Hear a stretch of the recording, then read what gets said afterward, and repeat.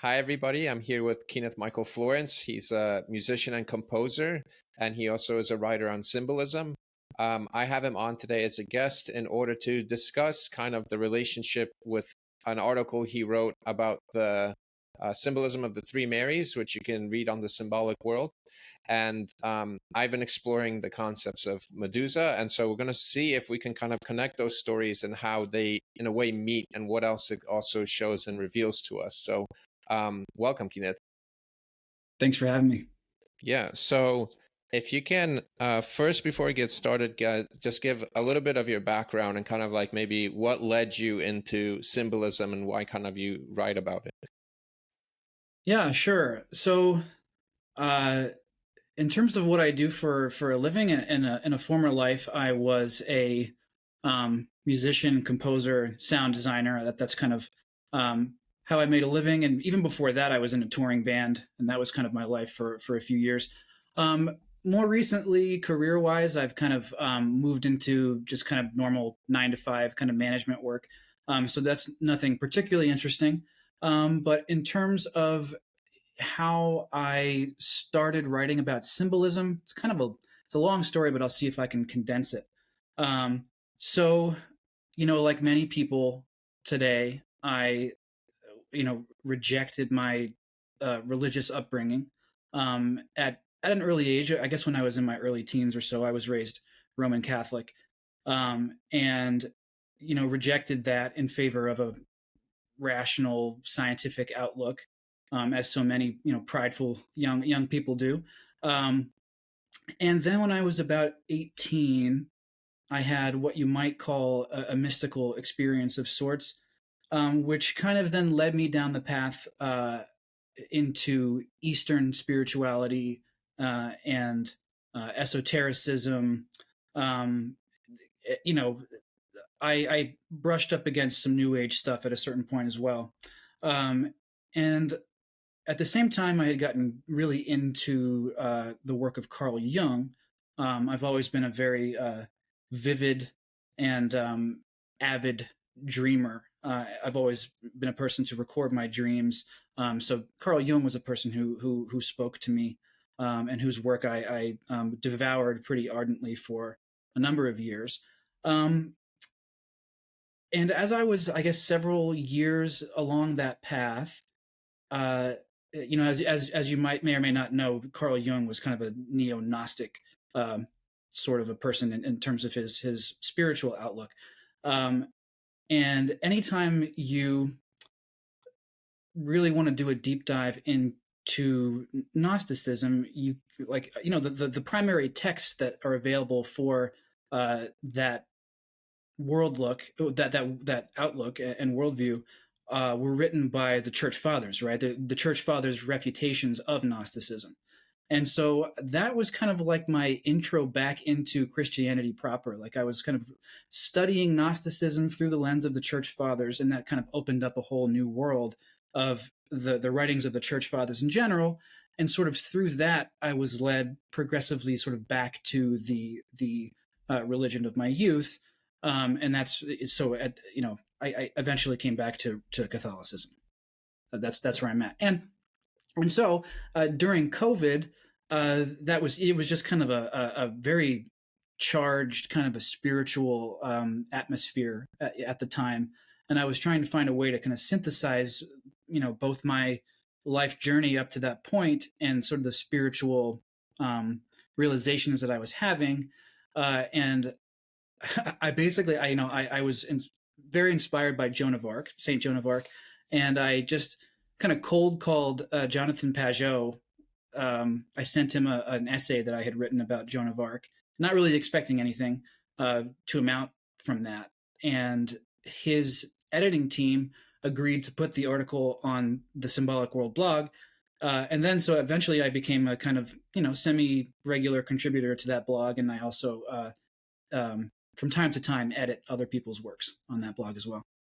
Oh, so are you the one also that wrote the article that's talking about Saint of Joan of Arc, basically kind of like returning the head of France back to its place, and Yeah, that was yes, that was my first article for Symbolic World. Oh, then me and you have a lot in common then, because I read that article too, and I was, what's it called? I really, what's it called? Feminine symbolism in general is something I've really been diving into depth with. And I have like just a similar background in terms of having like these sometimes throughout my life, like these micro mystical experiences. And then, but when I try to explain as a kid, or even like older people just rub it off. It's like, oh, it's just in your head. It's like weird. What's it called? I don't know. Just like ignore them or whatever. Which is, but to some point, I mean, even the mystics and stuff say to ignore that kind of stuff too, but like in a different sense. But when I heard first Jonathan Pajot speak, there's something when I heard him speak that just like clicked in my mind, and I was like, this is the language that I've been missing. But to turn to the kind of like topic I would like to talk to you. So once again, you wrote that article about the symbolism of the three Marys of Mary of Clopas, Mary Magdalene, and then the Blessed Mother, the Theotokos. And so if you can kind of just give us, if you can just kind of tell us, I guess, a brief overview of, you know, what you are trying to express through that article, and then if anyone else is interested, they can read it more in depth on the Symbolic World website, and then kind of like how that came to you too, like what made you want to, like what grabbed your attention and you wanted to write about this. Yeah. Well, so maybe I'll start with the last question about what kind of prompted me to write about this. It's whenever you encounter a lot of people with the same name in any kind of a religious or spiritual depiction, I think like your ears should kind of perk up, you know. And so when you because it's this is where we have to be careful in how I think we talk about the historicity of symbolic accounts, because they're simultaneously historic events, but they also contain very profound symbolism.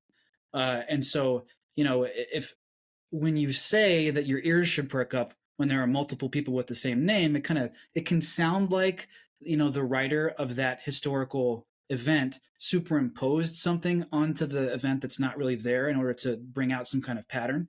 That's not at all what I think. That's not how we should look at it.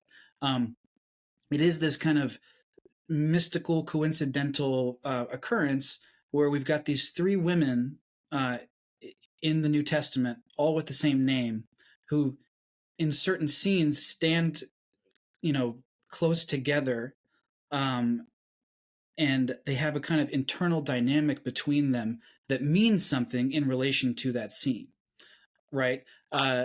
There's actually several different collections of three Marys that occur in the New Testament. There's they in certain instances it's Mary, the Mother of God, Mary of Clopas, Mary Magdalene, Mary of Jacob, Mary Salome. There's all these different figures in the New Testament whose name is Mary. Now, it's also true that Mary was just a popular name, in Jewish culture at that time. But there is definitely a significance in terms of the way that those multiple Marys interrelate to each other in various scenes. And so I was trying to look, I wanted to find the instance of the three Marys pattern that was the most symbolically potent. And I felt like I found that in the Gospel of John, particularly in the scene where we have the three Marys at the crucifixion. The symbolism that we see between those three is at once extremely subtle and very profound. And so I set out to drill down into what exactly is going on with those three Marys at the crucifixion in the Gospel of John. I think it's a lot easier to see the relationship between the Virgin Mary and Mary Magdalene, but it's a little bit less clear how the sort of more subtle figure of Mary of Clopas relates to all that. So we'll get into that, but basically, in the article, I took a symbolic interpretation of the three Marys in the Gospel of John, um, saying that they instantiate the spiritual pattern of purification, illumination, and perfection. And so I'm specifically relating Mary Magdalene to purification, and Mary of Clopas to illumination, and the Blessed Mother to perfection. And in the article, I also drew a connection to Saint Maximus the Confessor's mystical interpretation of the sixth, seventh, and eighth days of creation. Um, I got that pattern from Saint Maximus's work, Chapters on Knowledge, and it's a profound and just incredible text that if you haven't read it, you really should look into it. It's absolutely amazing. He relates the creation of the world up to the sixth day, and then the Sabbath, the seventh day, and then the mystical sort of eighth day of creation that remains to be fully realized, right? That's kind of like held out in the future. He takes this cosmic pattern and relates it microcosmically to the human being, and to the human being's spiritual sort of journey or struggle. So that's kind of a lot, but so yeah, that's the fundamental pattern. The pattern is, I at least I am claiming that you can interpret the three Marys at the crucifixion in the Gospel of John to the spiritual pattern of purification, illumination, and perfection. And so, before I kind of like throw Medusa into this whole thing, do you say this is also a level of participation where, as we as individuals, when we can say climb the ladder, participate in that manner too? So first we're in a way illuminated, and then we go through like this process of purification until we try to basically keep climbing higher to reach that level of perfection that you see in the Blessed Mother. Is that kind of like a way to, I guess, associated with the way we participate in, you can say, in the faith or in the world too? Yes, I think very much so, and I think it's important that these symbolic figures, who are historical personalities, that they be women, that they be feminine, because we have to remember that creation is receptive or feminine in relation to the divine, right? And so we can relate to the three Marys in the sense that we are creaturely beings. We're created beings, right? So we're receiving the pattern of the Logos, and we're going through that process of purification, illumination, and perfection within our own lives. And so we can kind of relate to the three Marys as a pattern for us to follow. It's interesting that you mentioned the illumination first.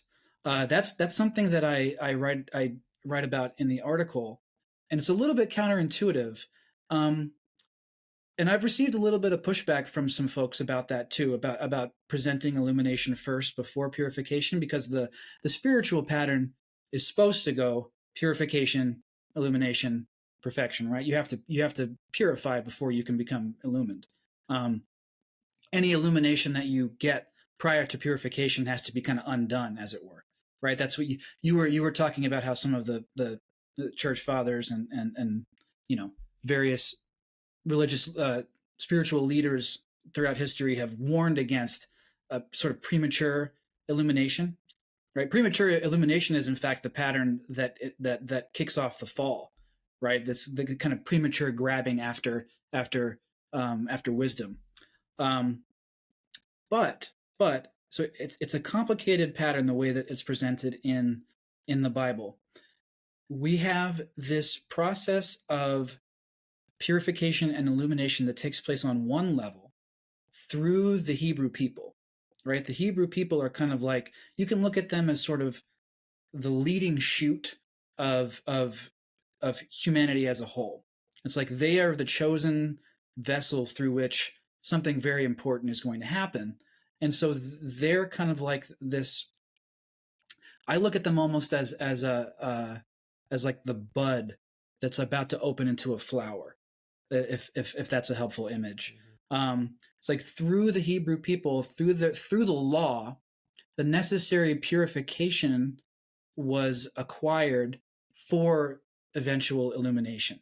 So at the very, very end of that process, like right before the gospel, right at that turning point from the law to the gospel, you have these figures like the forerunner, John the Baptist, who are kind of these transitional figures who kind of point the way toward what is to come. Right? They have to decrease in order that Christ increase. Right?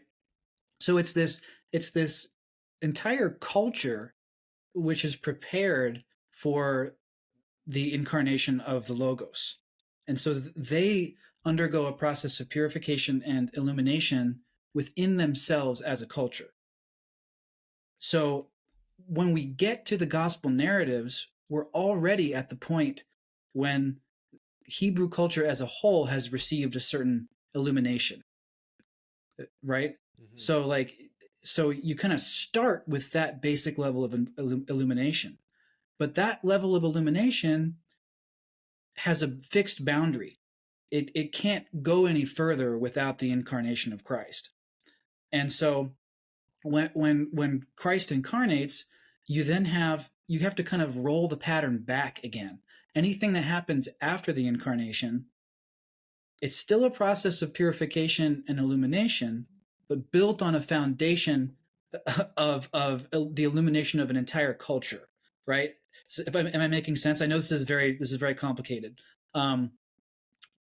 But so basically, the way that it's presented in all of the gospel narratives that kind of instantiate this pattern is that you've got the illumination achieved by the Hebrews first. Then you have the incarnation of Christ, and then you have individuals going through a process of purification and illumination, which are now able to proceed all the way through to perfection, to the goal, to union with the divine. That wasn't possible before, right? So it's like the purification is presented first, then we get the illumination is presented first, then we get this kind of new pathway toward perfection that flows outward from the groundwork laid by the Hebrew people. There's two patterns that I talked about that also instantiate this in the Gospels. One is the wedding at Cana, when it's said that illumination is presented first, in the sense that it's said that the old wine has run short, right? The old wine is like the kind of illumination of the Hebrew people, and it's like it's no longer sufficient; it can't go any further. The old wine has run short, and so now the 6 jars have to be purified, filled with water, so that they can now be that water can be turned to wine. The water is the purification. The new wine is the blood of Christ, right? Which is like the new illumination. So you've got this like the old wine, which is the original illumination of the Jews through the law, which now has to be purified and re-illumined by the gospel, if that makes any sense. Yeah, no, it does. I mean, I think it's a really beautiful symbolism, and definitely kind of like really draws that image of like what's what's it called? Like gives you another perspective or level of what's really going on there. Like the wedding of Cana is one of the stories in the Gospels that I find is truly fascinating.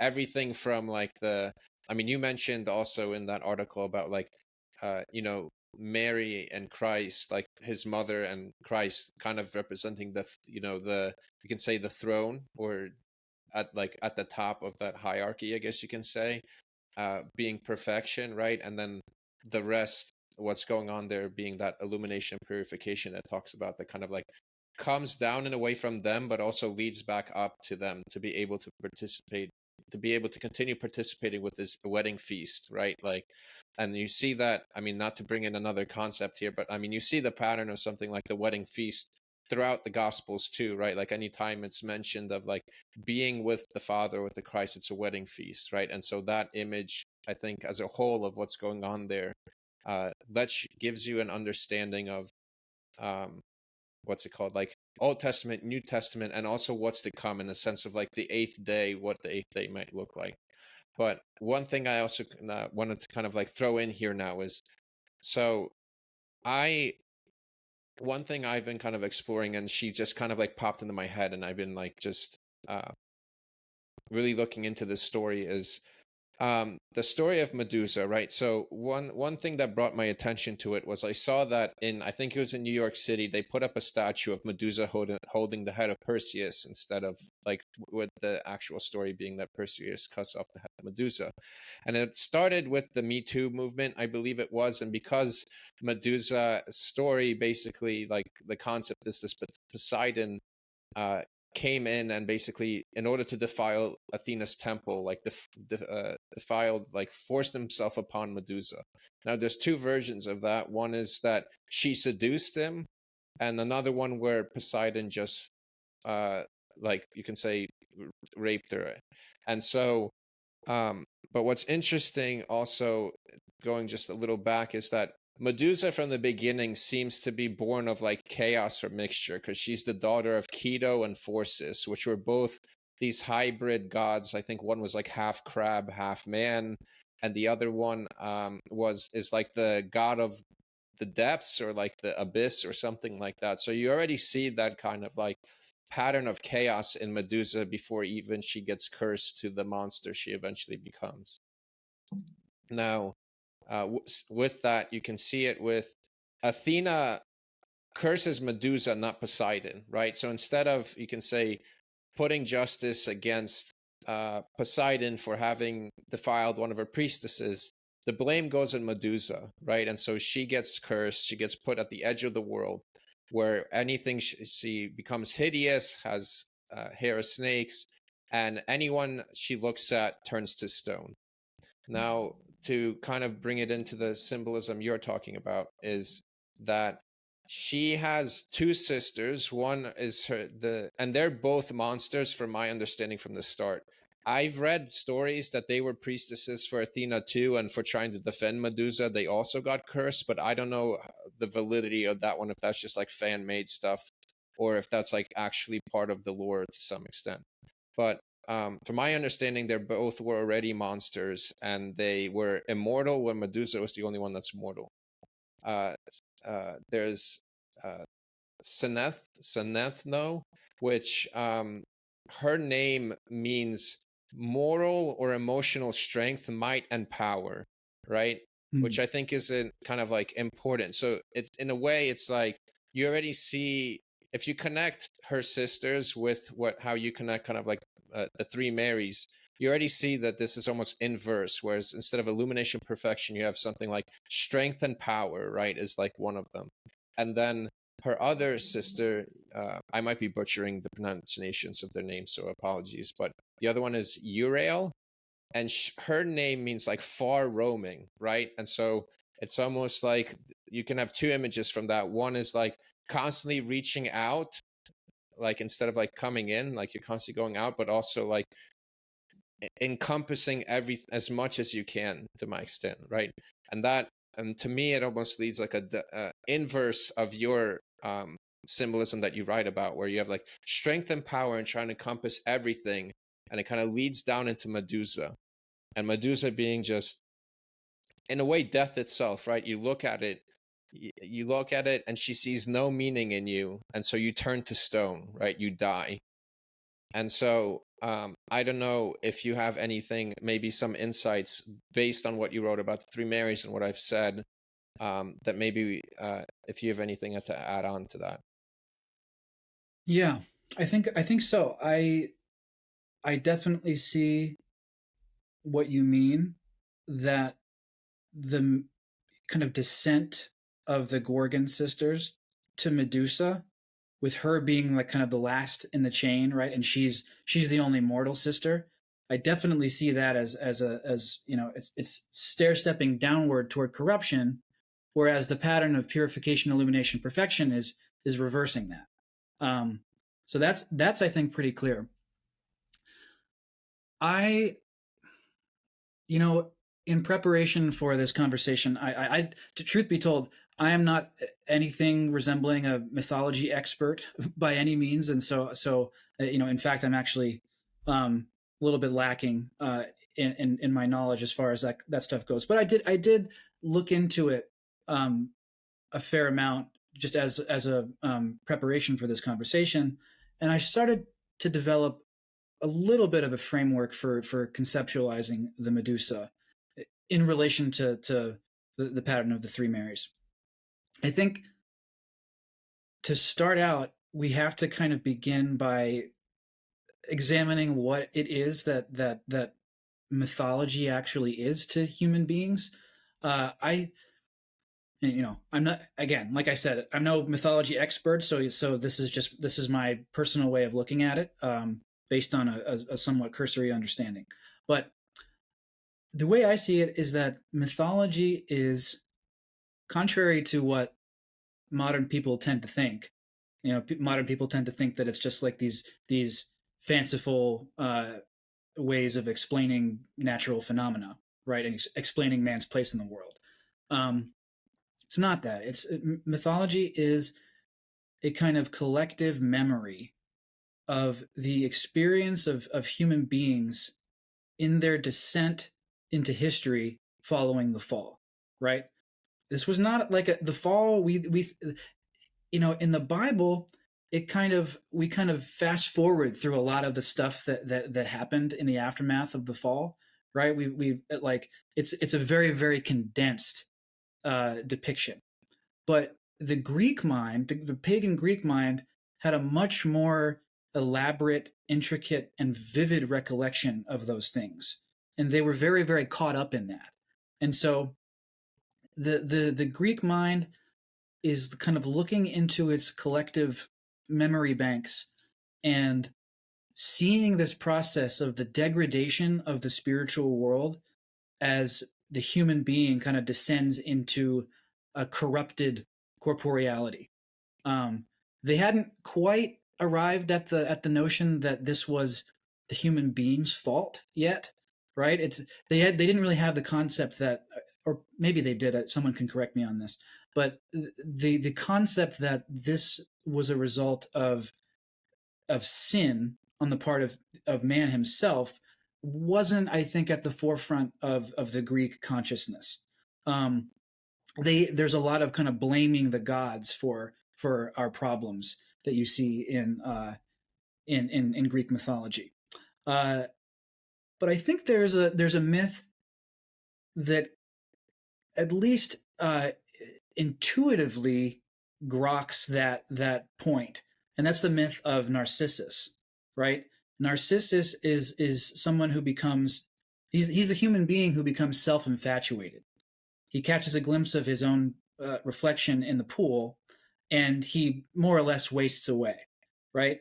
And that's, I think, a pretty good way to put some imagery around what it is that happens when man falls, right? But when the human being falls, he becomes wrapped up in himself.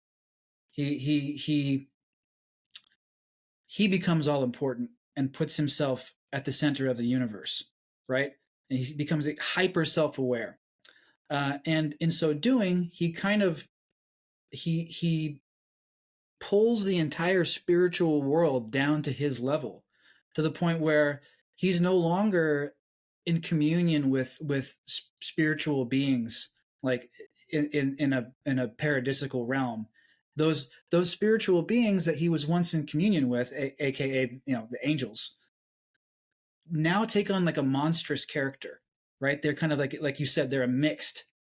They exhibit features of mixture and gigantism, and they become these kind of like beastly figures. So mankind is kind of like pulling the spiritual world down to the corrupted corporeality that the human being has kind of created through his self-infatuation. And I think Medusa is kind of like a crystallization of that process. She's like she represents the terminus, like the end point of that process of like bringing the gods down to earth. And I think there's a really key bit of evidence for that in the fact that she's the only mortal Gorgon, right? She's like the last step of the chain where like the connection to the spiritual world is completely severed. She's this like this frozen spiritual entity that's now become kind of beastly and monstrous, right?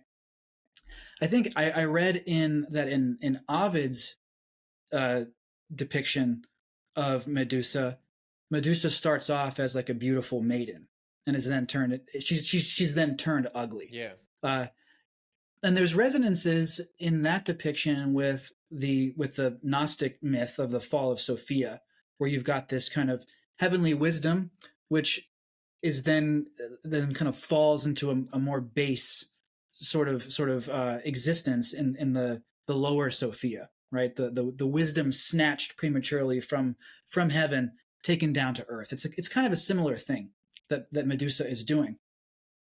But it's interesting that the human being, Perseus, can then make use of Medusa.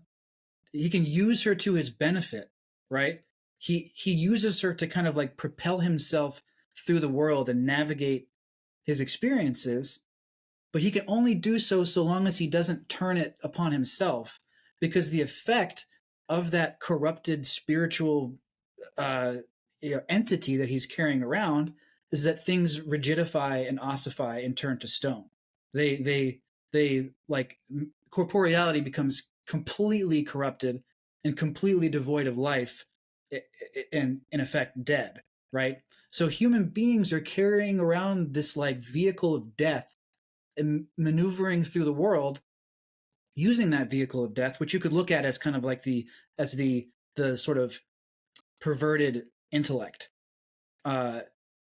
When you turn it upon things, they rigidify, they turn to stone. But it's like it's the same thing that the human being is using to navigate his way through the world and to kind of stair step his way toward whatever you know utopia he thinks he's building for himself. So that's my interpretation of Medusa. So I think that if we were to then compare that back to the pattern of the three Marys, I don't want to draw a direct comparison. The comparison has to be, I think, loose, but we could kind of look at, Mary Magdalene is the figure that I'm claiming represents purification. We hear in the Gospel of Mark that Mary Magdalene was filled with 7 demons, right? And then she was cleansed of those 7 demons by Jesus. And we can look at Mary Magdalene as kind of a symbol of the entire creation, like despoiled by sin, right? Because 7 is the number that represents the completion of creation. Mary Magdalene is like all of creation shot through with corruption, with sin, with rigidification, right? And so that's kind of more or less like Medusa is not unrelated to that symbolic interpretation of Mary Magdalene, right? It's a kind of, it's not the fallen corporeality itself, but it's the vehicle that turns that it's the vehicle through which corporeality becomes corrupted. And so there's definitely a relationship there. Yeah, it's also Now in terms of the other 2 Gorgons, I don't know enough about them to really speak on it, but maybe you do. So no, I mean there's not much written about them, honestly, at least from what I saw. It's just they exist, and the only other mention I think of them is like when Perseus slayed Medusa, he had to leave there as soon as possible because it kind of like awoken her sisters and they were coming after him or something like that. But they basically stayed there at the edge. But I also wanted to kind of point out what you were, to kind of give another layer to what you were saying as like Medusa's pattern being of the fall in some extent. You can also see that by the very process she falls too, in that in Greek mythology, there's almost like two types of gods. There's like gods of the earth, like they're more viewed like the lower, and then you have like the gods of the heavens, like they're the ones above. So an example of that is like you have Zeus and Poseidon. They're both like gods of like heaven and earth to some extent, like these all-encompassing gods to some extent. But like Poseidon's more associated with like the waters and like the chaos below, like he's like the earth comes from the bottom, and then Zeus is more viewed like he's on Mount Olympus at the top, right? And so he's like more like the heavenly, comes from the heavens from above. And so you see, and Athena is one of the, the heavenly gods, she's above. And so you see Poseidon coming up to like her level and pulling down Medusa, right? Like he comes up there, defiling the temple, causing the fall to, like, so it's like pulling from the heavens above down to the below. Now, one thing I have a question for you, I guess, to see if I, you know, there's Athena once again curses Medusa, which is an interesting pattern. It's almost like it kind of reveals in a way the curse of feminine patterns in some extent, because it said seduction, like I said, one of them is seduction. And seduction is tricky because it's something that it's like it can be weaponized without you even knowing you're using it as a weapon to some extent. So that's why you have, for example, like also sometimes like the pattern of women veiling and things like that. And so one way to look at it, basically what I'm getting to is the one reason why Athena curses Medusa is in a way to protect her. Like she makes her ugly in order that doesn't happen to her again. But through that, it's almost like Medusa doesn't see that, and it causes like a sense of this whole pattern of resentment or something, like in like Cain and Abel, right? Like it's in a way she's been marked, and now she's like wandering around, and people want to kill her, right? Because it's said that like several people went out there, but they were unsuccessful, but Perseus was.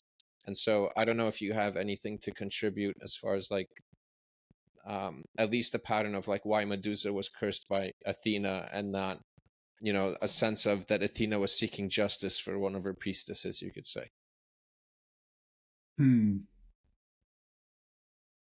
I don't know. Nothing immediately comes to mind. Maybe could you say a little bit more about how you think that might relate to kind of, 'cause I think I see where you're going with this, and maybe there's like, some way that we could relate that to patterns happening in our culture now, right? Could you draw that out for me and make it a little bit more explicit? Yeah, I guess. If that is in fact where you're going with it. Yeah, I mean, let me think. Like, okay, so let me kind of discuss the generalities of like how I understand, for example, something like feminism. I think since that's originally why I was connected Medusa to, is like, you have like this human. So like historically speaking, like I would say around Renaissance era, maybe it happened a little earlier. There's this pull back towards, you can say, human beings falling or kind of reaching back out for paganism to some extent, right? And so through that pattern, I mean, paganism is kind of like the celebration of passions and like power, right? And that's how, and so you slowly have something like the feminine, you can say, losing its power too. Like the masculine over time is like, you can say, rapes and beats up the feminine and like pulls it to the side, right? And so you have like a reaction in which is feminism, which is saying that, which kind of like joins in that pattern to some extent, but in a weird way in the defense of it. And that it also says that we need to strive for power, but by doing so, we need to become more like men, essentially. Like it doesn't say that outright, but if you like just look at the generalities, that's what you say. A lot of early feminist writers and stuff talk about how having children or having to bear identities, you can say, is holds them down or holds them back from being able to compete directly with men. So the goal is throw away your femininity and become more like men, right? but in the same so um there's like a lot going on here. Sometimes I get lost in my thought, but essentially I see that. So to bring it kind of like connected with Medusa to some extent, you have, so Athena, you can think of, I mean, this is all pagan, so it's kind of tricky sometimes to connect it with how Christianity, but like she's like this principality. She's the god of like justice and war, but more like strategies and war and wisdom, right? She's the only feminine god that's like in the heavens. And so Medusa's serving that, she's already up there, like serving that, you can say, ideal. Um, but it's almost like she was but it's almost like the secret weapon, you can say, of the feminine, like her beauty, right? Like the whole thing of like beauty saving the world, right, became a crutch because it caused her to become defiled and having to be cursed. Now, in a sense, it's like it's like the kind of like this pattern of the Ouroboros, like this snake serpent that eats itself constantly and it goes around. Like it tries to help itself, but then it's just like this all-consuming thing, which kind of, you see that now, at least with feminism, where at first it was all about women's rights, but you see more and more women through like social media platforms, everything, complaining about like, why do I have to go to work? Or they overcompensate in the other direction of like, I'm not going to have kids or that married life at all because I don't need it, right? Like there's this split that happens, like more idiosyncrasy within that identity.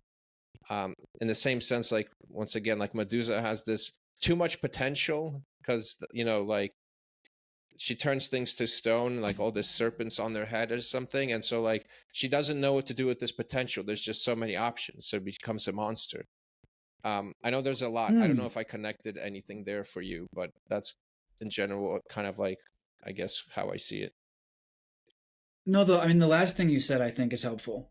Having so many options that that things become chaotic. I think that's definitely, that's where we're at right now in culture. I think. I mean, firstly, I want to say that personally, I feel it's important to approach this subject in particular with the utmost care and sensitivity, because I do see our current uh, predicament, um, culturally at the moment, as something that people are really struggling with and having a hard time with, and so I think it's easy for religious people, like us, to kind of, to pass judgment, and so and to kind of sit on the sidelines, or kind of like at a elevated position from it, and kind of just like dissect what's going on. Um, but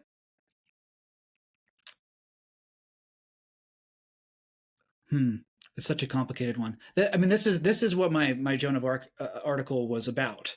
It was about the Joan of Arc being kind of the the antidote to symbolic inversion. Symbolic inversion was, excuse me, it was this thing that it was something that Pajot was talking about, Jonathan Pajot, uh, a lot, like 2 years ago, where there's um, there's a masculine archetype, which, like, and then there's just a female character that gets foisted into the masculine archetype, right? So it's like an attempt to turn the pattern on its head, but in doing so, like you're saying, it's just reinforcing the hegemony of the masculine archetype, right? So it's like there is a lot of this. The complaints of feminism are very, they're striking at something very real. The Prior to a lot of this stuff, the world was a pretty hyper masculinized place, but the proposed solution was just to like go to the opposite of that, right? It's like a dialectical response to a pathological pattern. Um, and so really the correct response is probably to recognize that there are feminine virtues that are, and characteristics that are feminine, and virtuous like unto themselves, right? And to give fair credence to those qualities, right? Today, it's like in a lot of popular media, we don't consider characters worthy of our attention if they're not embodying masculine archetypes. It's like we don't even want to hear about like feminine roles and experiences and stuff like that. And it's a really really challenging situation because women are being sent many mixed signals, and culturally, like they like you can be whatever you want to be. You should pursue whatever lifestyle you want, which is like I personally support that 100%. But that's complicated, right? Because if you can't embody every archetype all at once, and so that becomes very chaotic. And so I think it's easy to slip into a rebellious kind of mindset and attitude as a result of that. Um, and I think that's where you can kind of see the perhaps the Medusa phenomenon like coming back into action. It's like there's this chaos happening in culture. There's a sort of dark feminine backlash as a result of like the hyper masculinization of culture that's been going on for some time. Um, to a certain extent, it reminds me of the the the goddess Kali in Hindu religion. I don't know if you're familiar with that, but she's also depicted oftentimes with like snakes in her hair and like holding a severed head, you know. And so this is like in this age of fluidity and confusion around the way that people are supposed to be instantiating certain masculine and feminine patterns in their lives, which is a very very real conundrum and something that people are struggling with. But like what's happening is that there's a dark feminine energy which comes in to kind of like seek retribution, right, rather than a substantial solution. Yeah, and it's interesting because I view, and then so you have coming up this like masculine reaction known as like the red pill movement, you could say, within the like internet sphere, and they're like these hyper masculine men that in a way they're almost like, I necessarily don't also view Perseus necessarily as the good guy, right? Because being that it's a pagan story, the solution to it is that like feminine potential Medusa that like needs to be conquered. Like that's how you think, right? So he comes and he cuts off her head. In a sense, that's what like this red pill movement is doing, where it's like these like, you can say like feral women, or like these women with like too much going on, need to be brought back into the traditional role of like being in the kitchen. Like that's cut off its head and put them like in their place in a sense. Whereas, to kind of touch on, I guess, what I think like a Christian perspective would be, is connecting back to your story, is something like Mary. I view the complete opposite of Medusa, because she has a similar pattern, but in a different trajectory, going up instead of downward. So like, I mean, we talked about this before I started the podcast, but just like, so Poseidon came to like, not he like overpowered Medusa, you can say, like forced his identity on her. But in the arc of Mary, you can say God's angel comes asking her to participate with him. And so she ends up carrying the like logos, the word itself, whereas and she gets like a really, you can say like Mary gets a really good rooted identity, right? Like she's carrying meaning, like the meaning of all meaning, right? And so she becomes queen.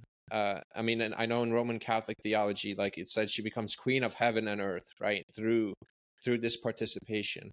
Whereas, like we said, Medusa becomes a monster and she gets cast out on the edge of the world.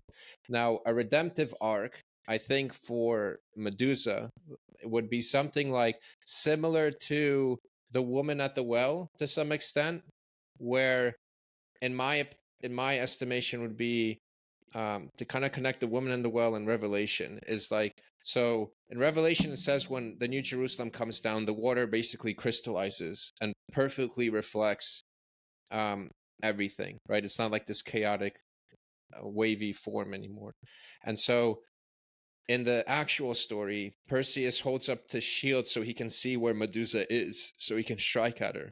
In my estimation, you can say he would show her her own reflection in the shield so she can see herself, giving her an identity, right? Like when you truly see yourself, it's almost like the participation of seeing Christ. Like that's why it said, like when you see Christ, like you can't hide anything anymore because you see yourself most perfectly and like all your flaws. So in a sense, Medusa would go through that same process. So just like, and then going back to the woman at the well, right? Like she sees Christ and she sees her flaws, and he becomes her seventh, like it said, like he becomes in a way her seventh husband. Like he completes that form of creation for her, where she becomes redeemed, right? She goes back to the city from the outside and starts spreading his gospel. So in a sense, I can see that similar thing happen to Medusa, where she sees her reflection in a way that causes her to repent, so much so that maybe it like destroys her, but maybe she would become, I don't know, like a different type of deity or something. Like maybe she would become another version of Athena or something. I have no idea. Um, but I mean, in the pagan understanding, like even after he cuts off her head, that's when Pegasus is born. Like Pegasus came from, you could say, it's like this winged horse, right? So I mean, that symbolism also is something what you were talking about. It's like it's something to be used. Like a mount is something that elevates you up, and this one has wings. So it's like another tool that you can use out in the world from conquering this identity. But I mean, there's a very sociological thread running through this whole entire thing. Theologically, that's a bit of a fraught subject, so I don't know how much you want to get into it. But there's definitely, like I mentioned before, that there's a connection between Medusa's symbolism and the symbolism, the sort of Gnostic mythology of the fall of Sophia, right? The fallen wisdom, which the purpose of which is then to be kind of reintegrated back into proper virginal spirituality. Um,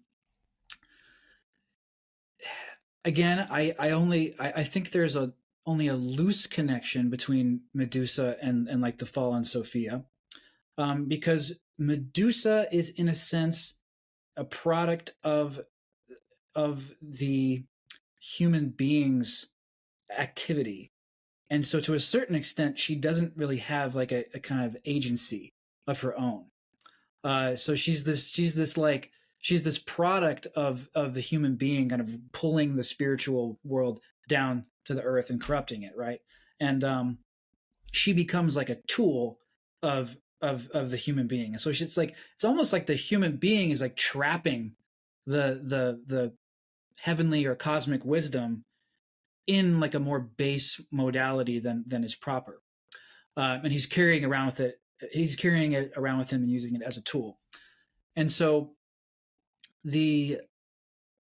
maybe it's not like Medusa who becomes redeemed like as an entity, but maybe the path toward her redemption is human beings kind of like relinquishing her to an extent.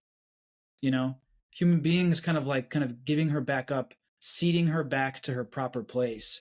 uh it, we have to remember that the kind of fallen wisdom is something that the human being prematurely snatches away from divinity, right? This is something that would have been afforded to human beings in due time, but the human being couldn't wait. Had to have the wisdom for himself in the here and now immediately, right? Became infatuated with himself. He had to kind of use it for his own purposes. But if you were to use wisdom, if you were to use the intellect, not for the human being's own purposes, not you could kind of bring in the sixth day symbolism here, right? When human beings use wisdom for their own purposes, we kind of sit at the level of the sixth day of creation. The human being stops at man and doesn't offer that. It doesn't offer any of the gifts bestowed upon him back up to the creator, right? And so maybe the way to kind of relinquish the Medusa is to offer it back up, right? Uh, so and maybe that could take the form of kind of like the fallen wisdom looking into the mirror and kind of seeing the correct reflection of herself, right? Seeing what she's actually supposed to be. And I think you can tie that into the imagery of the church as the bride of Christ, like this eschatological sort of hieros gamos marriage between heaven and earth imagery, right? Like the turning back of the fallen wisdom to its proper place, like reflecting it properly back up to the Creator, is kind of what kind of can spark the process toward that union of heaven and earth, of Creator and created, of church and Christ, right? Um, yeah, the symbolism is very complicated because like in each of the particular examples, it takes a very definite form, and then when you try to like to abstract what's common to all of the different stories, you get little different nuances and flavors of how that symbolism actually plays out. But I think the symbol is there. I think the connection is there rather. Yeah, yeah, and what's it called? I mean, it's also just interesting because um the not to get too deep into another topic, but I think it's worth mentioning is that Perseus uses Medusa's head to save I think her name was Andromeda at the end, which was she also in a way was facing the same fate as Medusa, where everyone thought she was too beautiful, so they went to sacrifice her. And in a sense, and Medusa, once again faced like the same fate. She was so beautiful that she was raped, cursed, and like exiled from where she was. But at the end of the day, she ended up like you said, like her fallen wisdom to some extent was used in order to save Andromeda from a similar fate, like to being sacrificed to a monster. Um, and then in the same, Medusa eventually returns to Athena as the Aegis on her. It's her head is put on Athena's shield. So she goes back up there, but in a sense, it's just, to me, it's like a twisted redemption because it is a pagan story. So it's like about passions conquering, people falling, like being slain, thrown to pieces and stuff. So that's Well, I tend to look at that stuff as like a pre-image. It's the incarnation hadn't happened, right? So like people have inklings of the truth, but the truth hadn't been directly incarnated yet, and so they couldn't see it clearly. But you get these little inklings toward the truth, right? That are kind of like approaching it, but they don't. How are they to conceptualize it in absence of the gospel, right?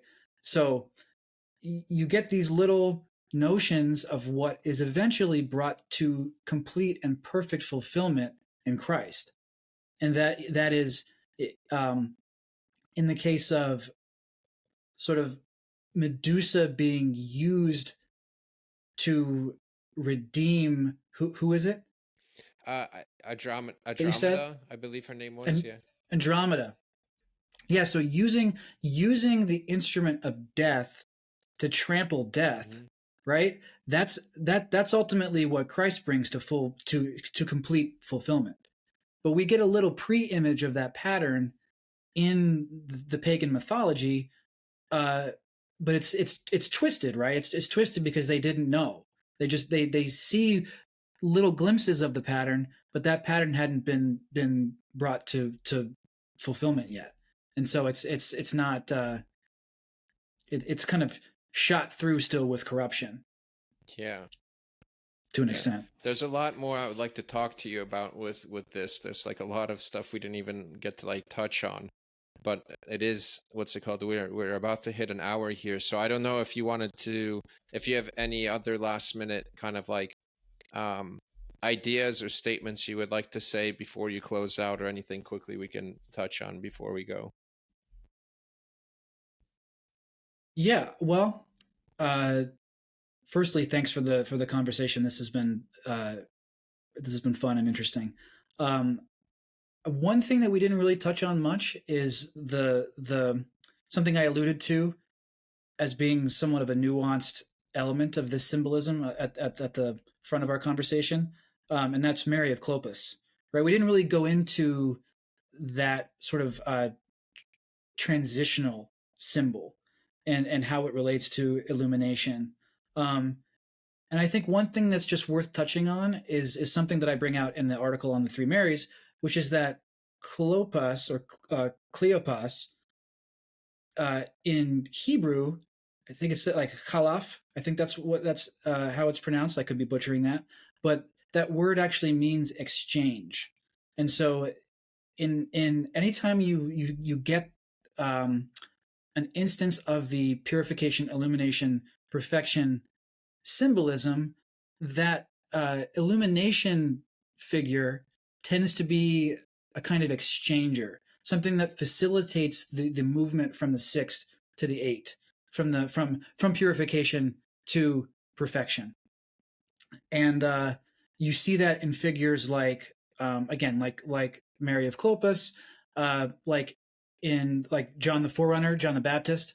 You see the same pattern actually in